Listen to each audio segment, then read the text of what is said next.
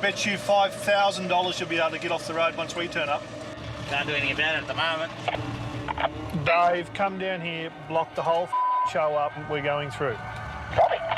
Jon recently won the biggest job of his career. A 3-year contract hauling a gas gathering facility over 230 moves. It's a deal worth almost $100 million, but only if he delivers on every move. The MegaTruckers are about to tackle only the second move of the new contract, but it's the biggest. It takes all day to transfer the 14 huge pre-assembled units from the ship to Jon's trailers. We're nearing completion of day one and we're up to the last load, which was always going to be the most difficult to load. And I'm thinking everything's gone too smoothly. Surely something's going to go wrong with this move. From our definitive drawings that we were told that weren't going to change under any circumstances, this unit here, since it's left Thailand, has gone from 52 tonne to 67 tonne. It's touching at the joint, so from the joint back to here, it's unsupported. If you go down, you'll actually overload that centre joint. It'll snap in this brake. Each weight has an individual setting, so we have to change the setting on this trailer, and it's not a 5-minute job. What we're going to do is actually widen the vessel, carry out another section of holes.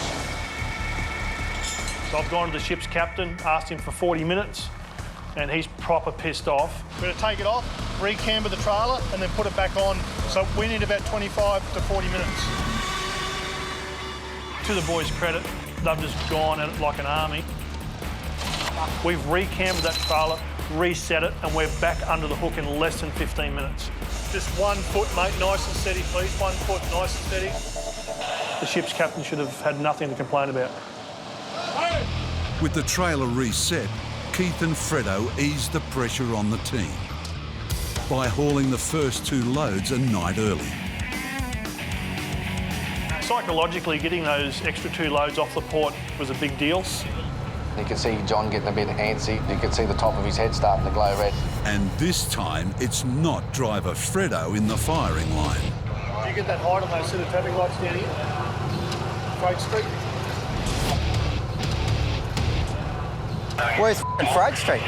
Has anyone put a height measurement on the set of traffic lights at Freight Street? It's my fault that I didn't do it. Well, you should know, Dave. What obstacles have you got between here and there?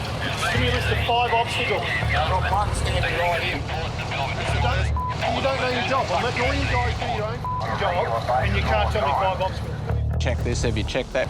I'm not worried about that. I'm talking about hitting shit. He drove me nuts. We've had plenty of time to prepare, and it's disappointing for me to come down here and still have to bark orders to make sure they know what they're doing and it's perfect. Sort of like a coach before the State of Origin. Just the nerves that got him. These guys need to outperform me in what they do to gain my confidence, and they're yet to do that. So when I ask 5 people, can I please have a chainsaw tonight? No one brings a chainsaw. Are they good enough? I don't think they are yet, but they're improving every day. And you know, the day they meet my expectation, they will be able to take on the world.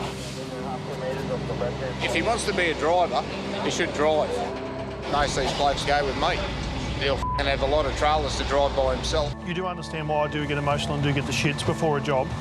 When I walk up to these guys, especially Dave Pansino, who's been here for 400 years, and asking for 5 restrictions, I bet you if I asked you for 5 restrictions between here and Darwin, you could give me 500.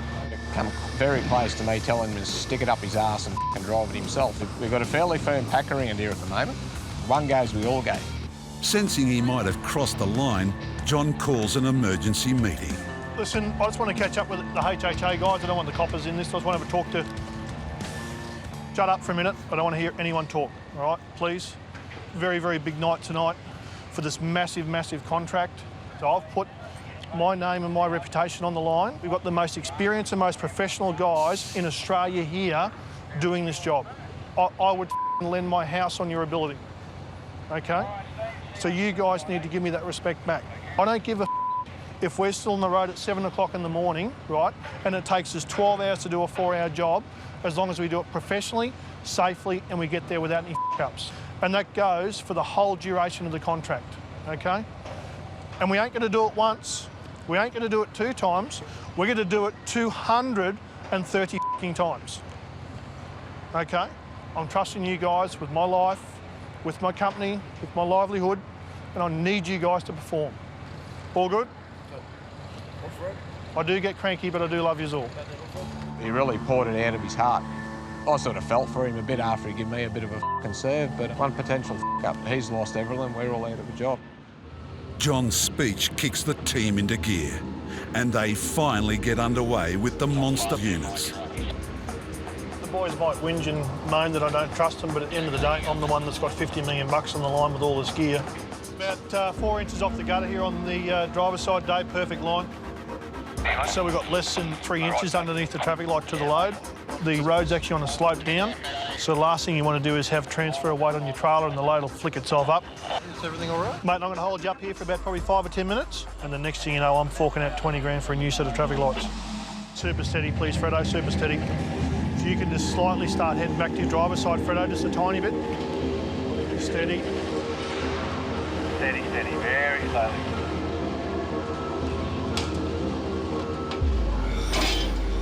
Big bits of cumbersome steel. Who the f would design this? Everything was running very, very smoothly until you come to the Paradise Road off-ramp. Lance, you jump out and hold the tape for me, please, mate. So trying to fit a 7.1 metre wide load through a 6.9 metre gap is pretty challenging. Super f***ing tight. The main legs were hanging over the side of the trailer, and the trailer height wasn't as high as the barrier height. Both feet are just touching the concrete barriers. The way we pick it up is the way we deliver it, and if there's a scratch, a blemish or a mark, we haven't done our job. Why don't we just go up? The MegaTruckers' only option is to raise the trailer hydraulically. With those platform trailers, and they're all plumbed hydraulically off one line. But that carries its own risk. If one of those hoses or one of those legs was to fail and the hose split, well, that trailer can come crashing down on that one side. I would have 1 inch. That's what we got. Hang on, Dave, stop. I'm looking at the left-hand side going, holy shit, we've got like literally a cigarette paper clearance under the barrier. So I've walked over the passenger side and we've got a cigarette paper on the passenger side, and I've gone, you've got to be kidding me. There's got to be an easy way to make money. Are you allowed to go forward at that, Dave?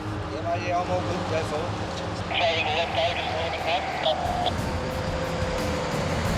That was probably the most challenging night of my life. Nerve-wracking, nail-biting times. It took us an hour and 50 minutes to travel 200 metres.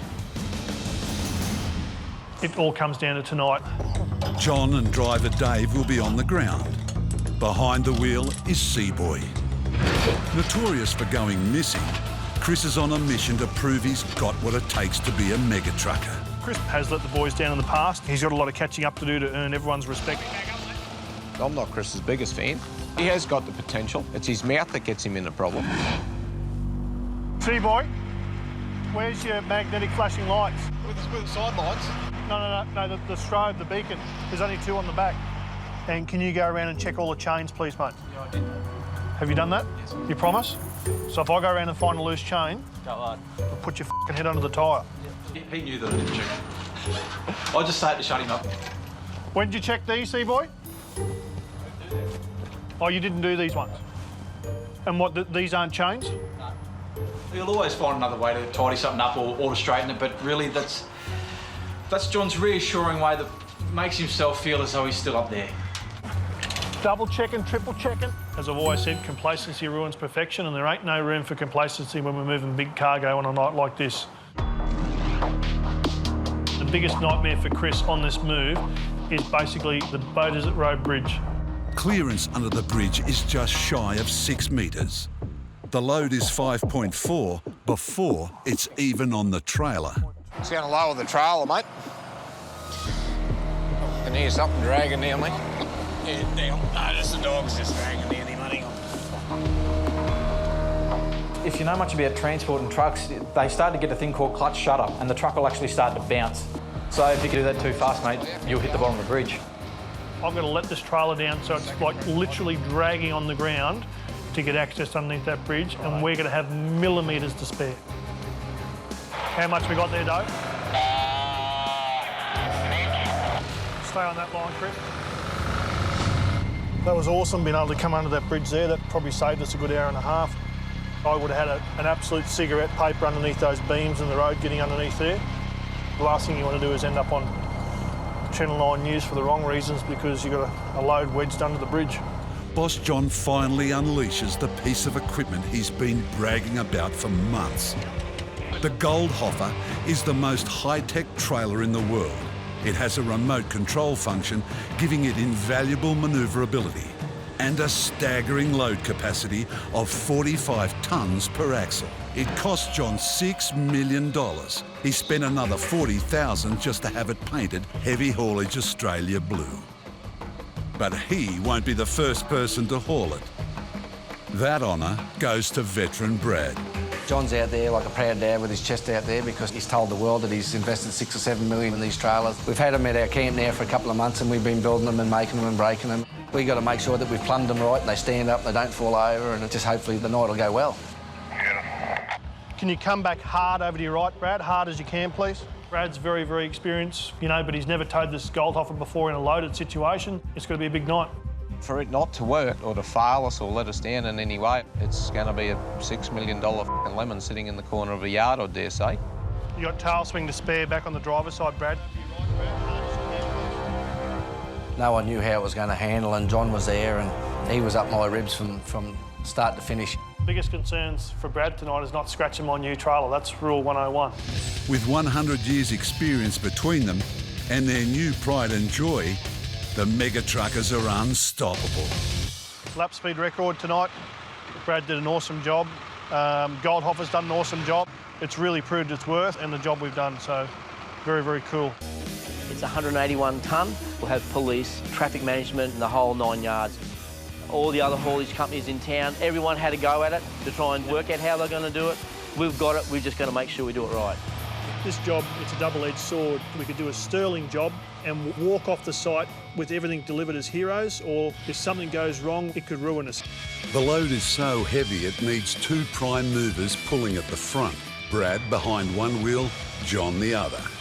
But all eyes will be on Chris bringing up the rear.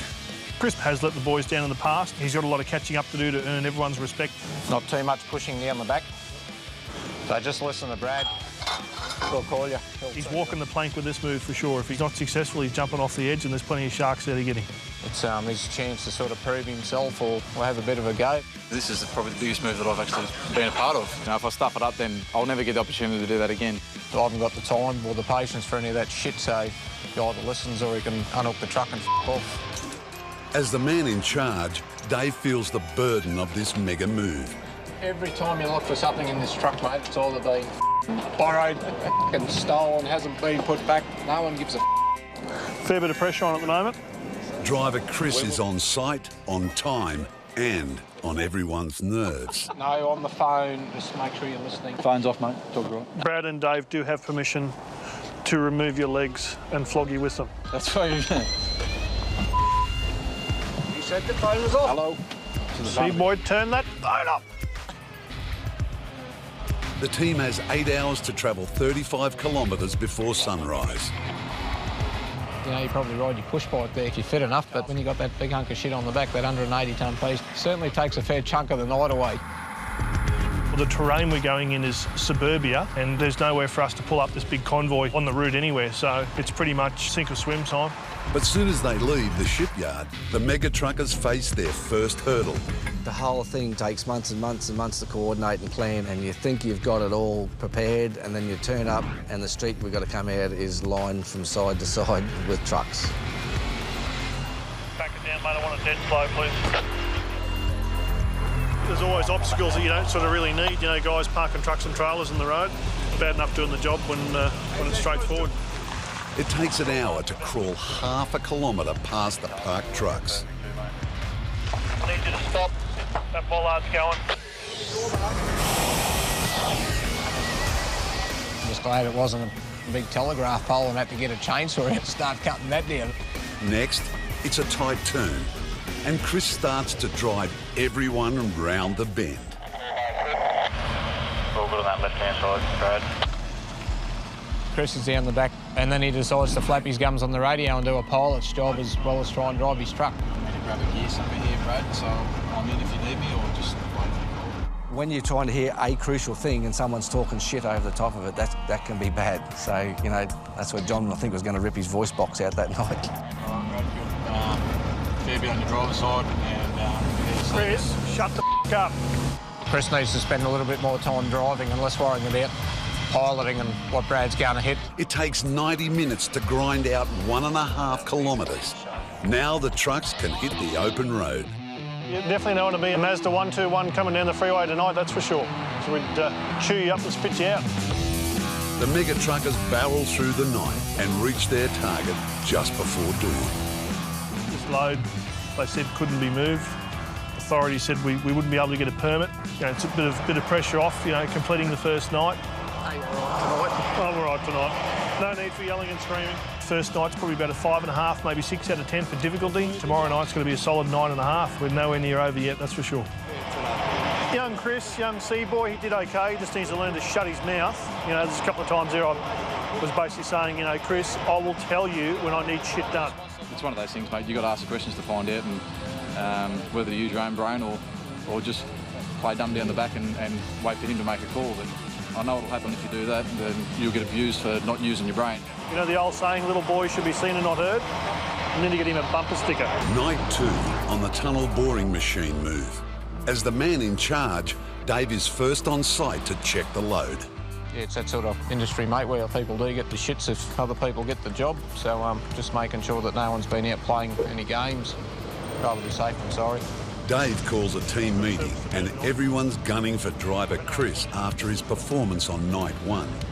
Keep the drawbar straight. Don't worry about what Brad's doing.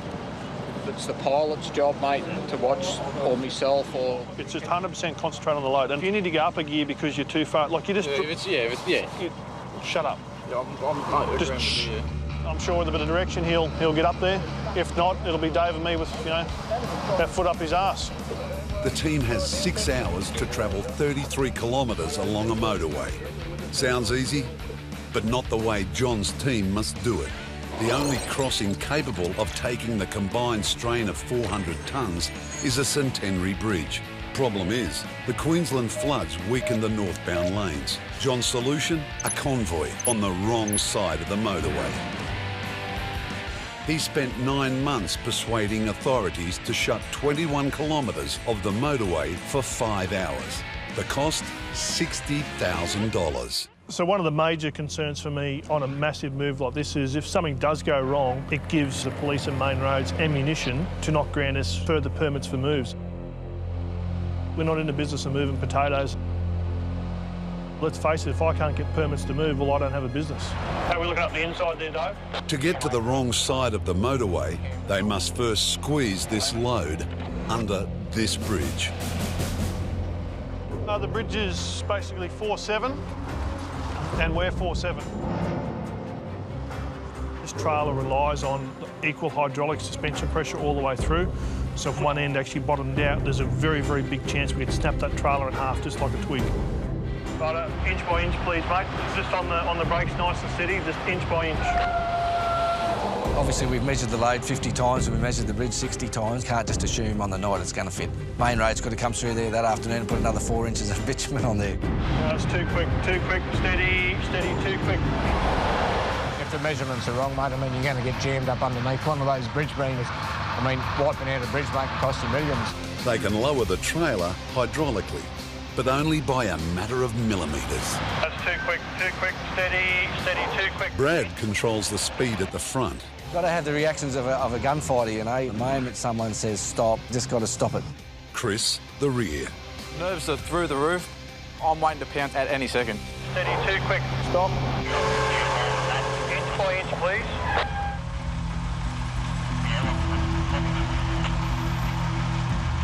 Steady, we just have to watch these back lugs. So just a little bit of foot brake, please. It takes almost an hour to scrape under the bridge. A move of just 50 metres. At the last one now. Now the convoy can join the wrong side of the Centenary motorway. I've lived in Brisbane for 50-odd years and I never in my wildest dream thought about driving down the freeway the wrong way, let alone with 400 tonne on. Yeah, it does feel pretty cool, running a massive job like that down the incorrect side of the road, you know, knowing that no one's ever done it. It's supposed to be concentrating flat out, but it was This is pretty cool. The MegaTruckers have become the first 400-ton convoy to tackle the Centenary Bridge on the wrong side. The island on the driver's side, But this move is far from over.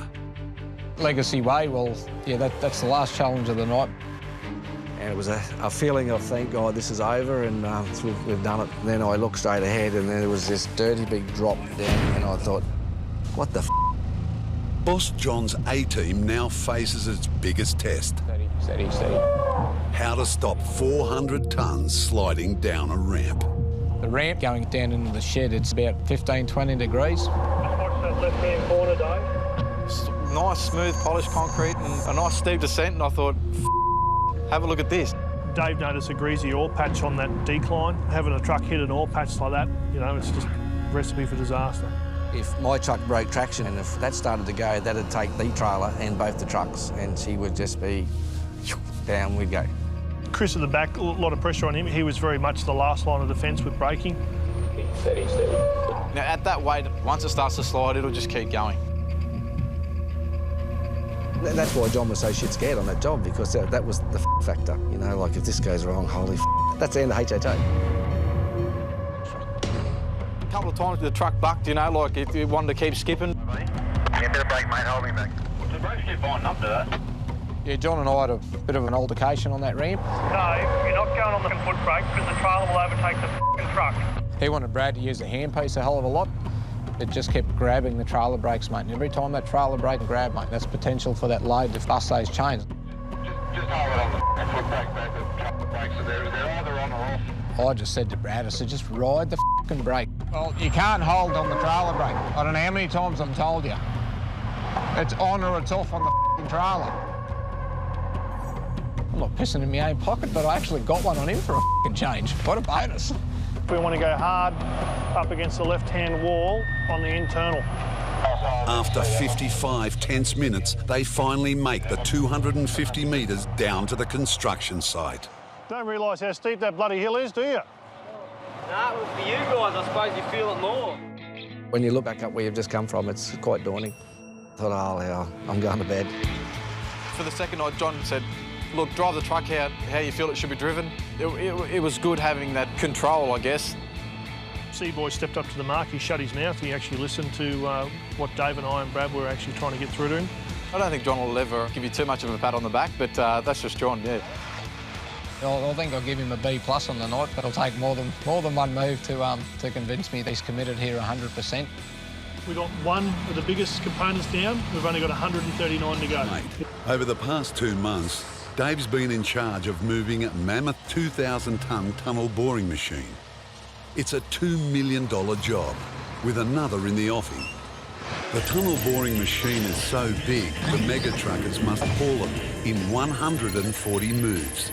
Tonight, it's one of the final pieces, the fish belly gantry. At only 40 tonnes, weight isn't the problem. Width and height can be a nightmare for MegaTruckers, and this monster measures a giant 8.7 metres wide, 6 metres high and 20 metres long. Step one is the reverse. You guys that are down on the ground, you've got 110% confidence in them that they're not going to back you in one of the cans, one of its staunchings that it's sitting on. As a pilot driver, we're the eyes and ears for the drivers, only for the simple fact that they can't see anything behind them in the tight places. You only got to come over that much and it'll be in the centre. Yeah, that one. To hit that gantry, potential for it to fall over, you know, I don't think we get another look in, mate, if something like that happened. If we get this wrong, all hell's going to break loose. Gary's a team player. He understands the consequences if something does go wrong. Last thing I want is that little bucket to get squashed or injured, that's for sure. Bit of a juggling act to get it in there, but it's in there, so... Make sure the shit's tight, mate. Always have a few extra lashings holding the load back. Or if you ever need to hit the brakes for a big hurry, mate, it's not going to come eat you up the front, so It's a $2 million contract with another in the offing, if tonight goes without a hitch. Project leader Dave's feeling the pressure. To secure that second machine, there's good earnings there for everyone, mate. If there's a f***up, well, there's only one person to blame, mate, and that's myself.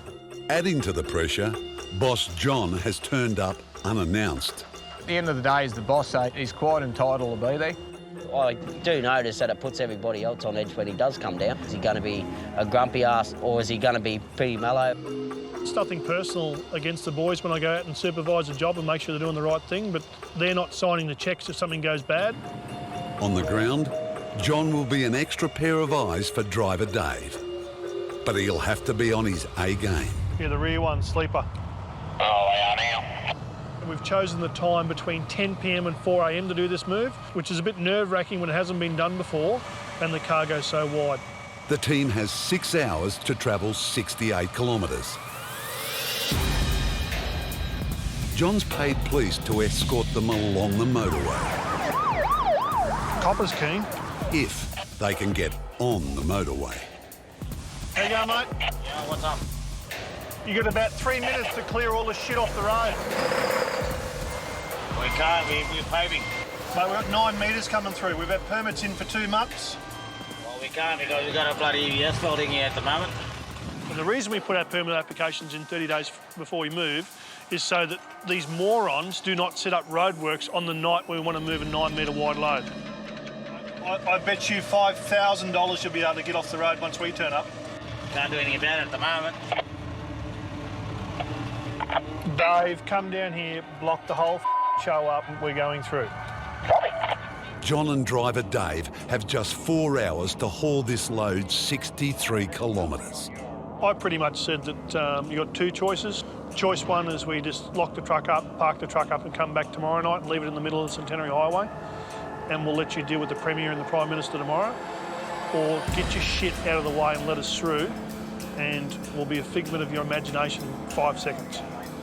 The timing has been great tonight because at the moment we're halfway between layers, so I can get you through. You know, like I'll work with this. I'm not here to f*** you around. And lucky he went for option B. Good man. Thanks, mate. See ya. So much for can't come through. John's probably doing all right as a rear pilot. He'd like to be up here in the chair tonight, but he can stay down there in the big Silverado and call it from down there. To get this 8.7 metre wide gantry onto the motorway, they must negotiate this 7 metre wide ramp. Left-hand side's looking good. Got about probably a metre on that pole. Hey, what we're going to do is actually going to hang the load out over the bridge railing by about 2 metres to get away from all these lights here on the passenger side. Driver Dave needs all the eyes and ears on offer. Just when you come in these islands here, Dave, you've got that first street light there in the medium strip, so just hanging out to your driver's side as much as you can. You got 500 on that lamppost and come this way a little. This is going to be about your tightest spot here with this pole here, Dave. Copy.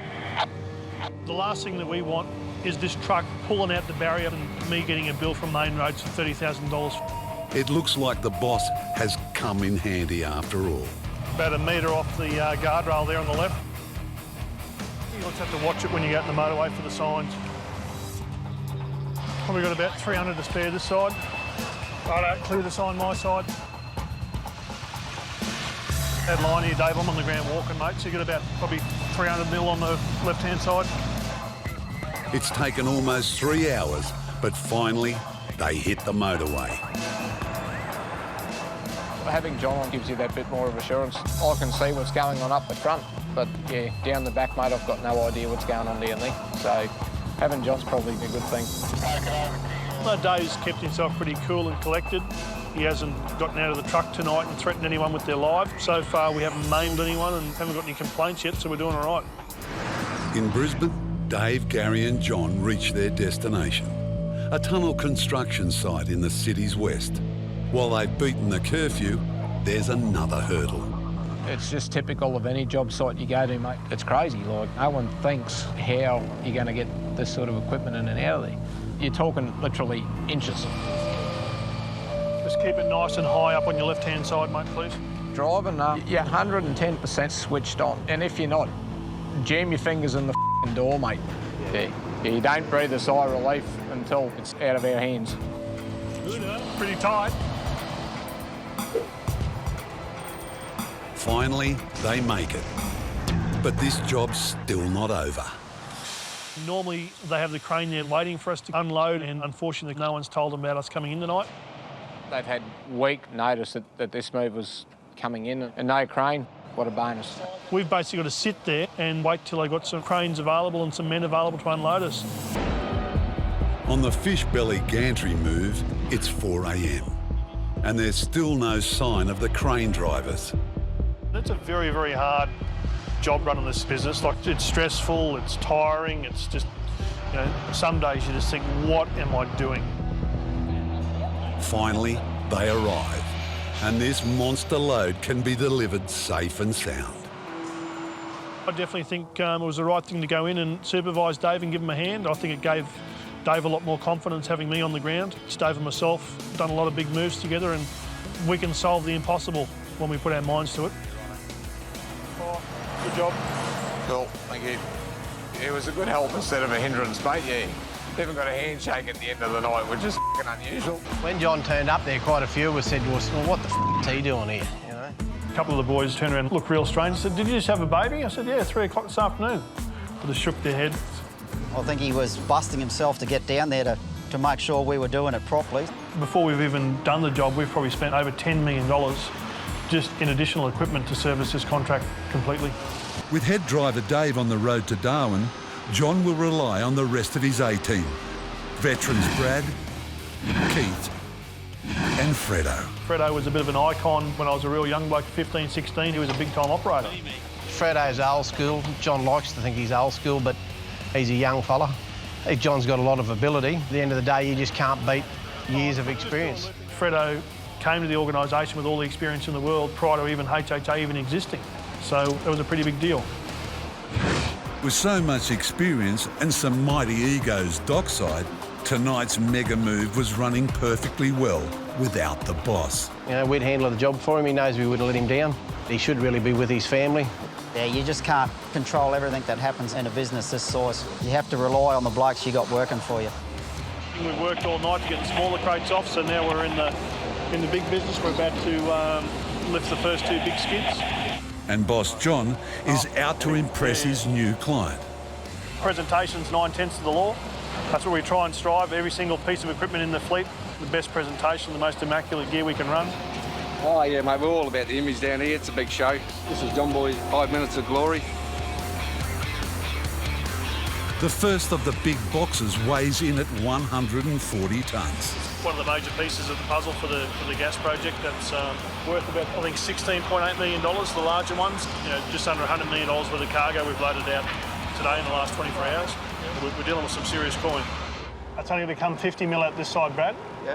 It's just another day, but, you know, we know John's going to be fairly towy, so we just got to accept that, I suppose, on the day that he's got a lot of pressure on his shoulder, and we just get him do the job like we do every other day of the year. About 5.72 metres high, so we've done all our permits for 5.8, so we've got just under 100 mil to spare, so our calculations have been spot on. With the first load on the trailer and more to come, it's veteran Fredo's job to make sure they're secured properly.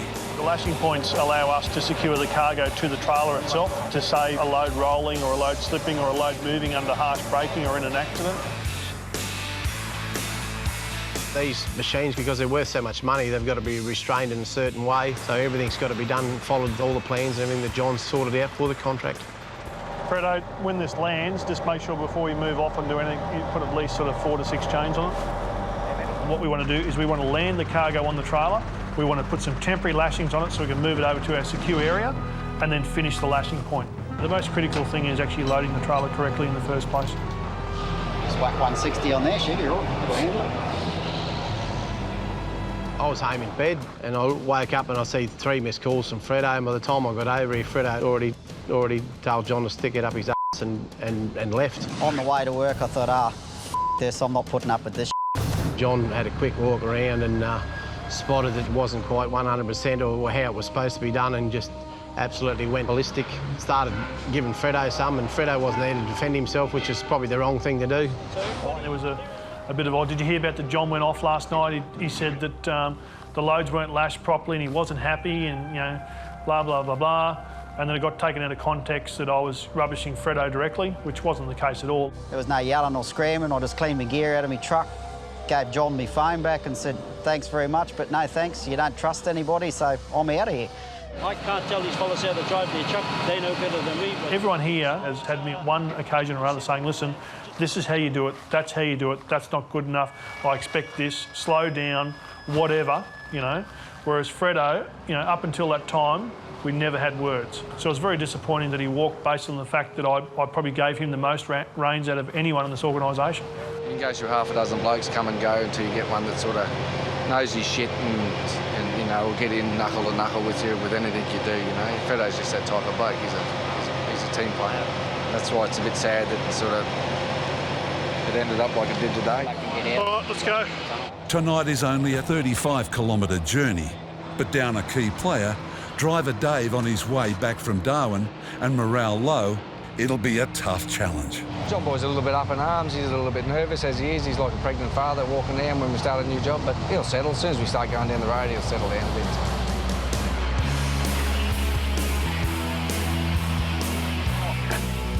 It's a big night, a really big night.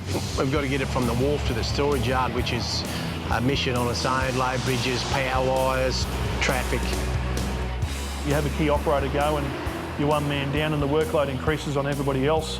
They've done a good job so far, so hopefully they can roll it out and everything goes according to plan.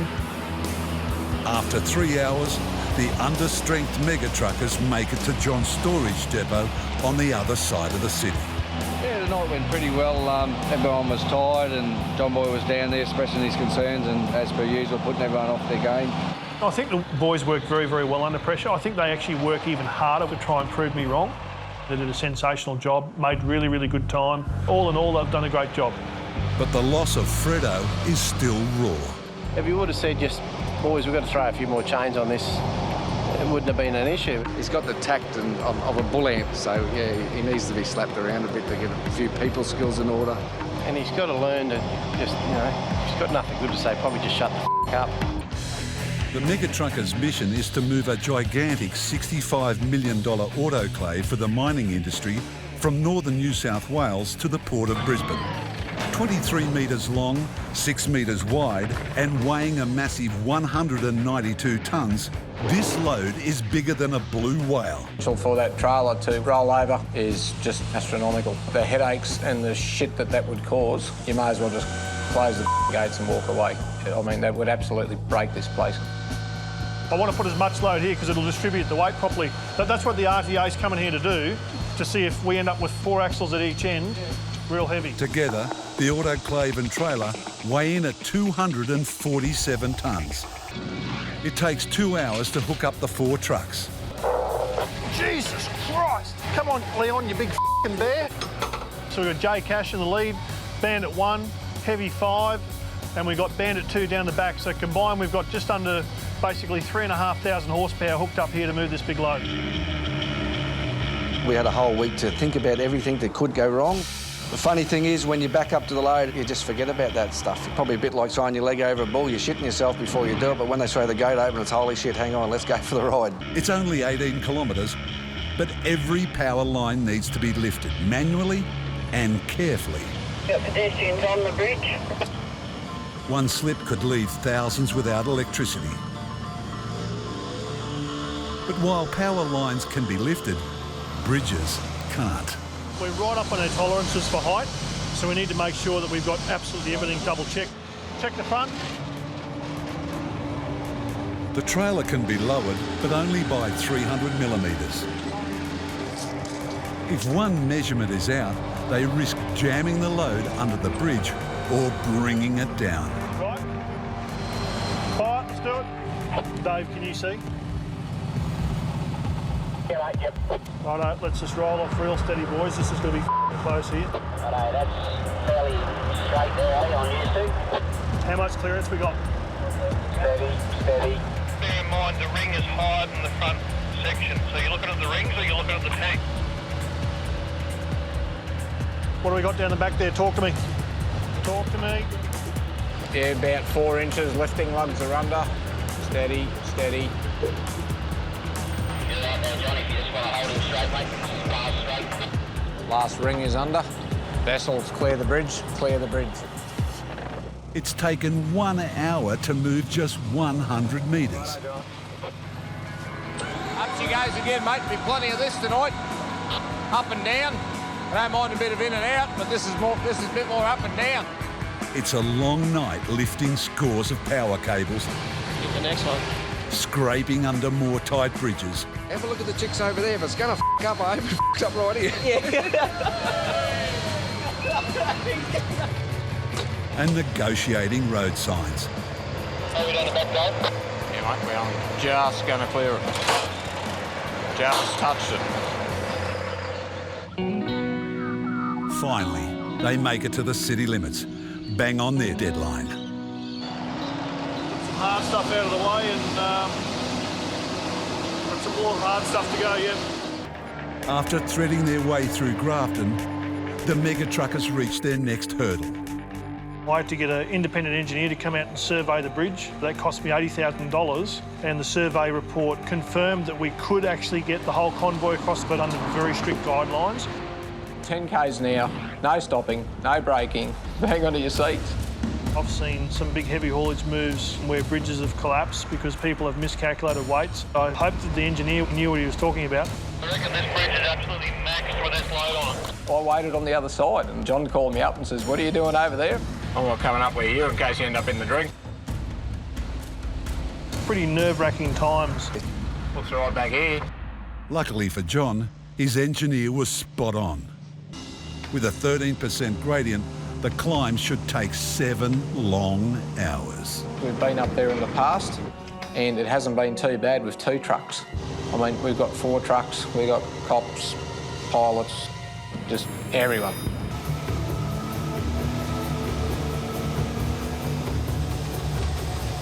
We've actually had to let the right-hand side of the trailer down to make sure the trailer's absolutely level. You get your measurements wrong or your calculations, that load and everything with it is gone down that hill. See you later. It's show's over. John's 4 trucks will suck up $1,000 worth of diesel on this corner alone. All good. Still plenty on the right. How's that looking through that corner there, Dave? Yeah, good, mate, good. I've got to say, it was probably one of the most scary adrenaline-pumping rides because one mistake and it could have been the end of HHA, financially, everything. Because if it failed in the middle of that Gibraltar range, she was all over. We'd be stuck there for months. This job has been 14 months in the planning. We've had every hurdle thrown at us and we've just had to absolutely dig our heels in. It's a great feeling that we're on the home stretch here now and delivering the cargo for our client. Yeah, they said we'd never make it. Anyway, we're here. I've lost probably 10 years out of my life, but I won't count my chickens until the crane lifts it off in the morning and puts it in the shed.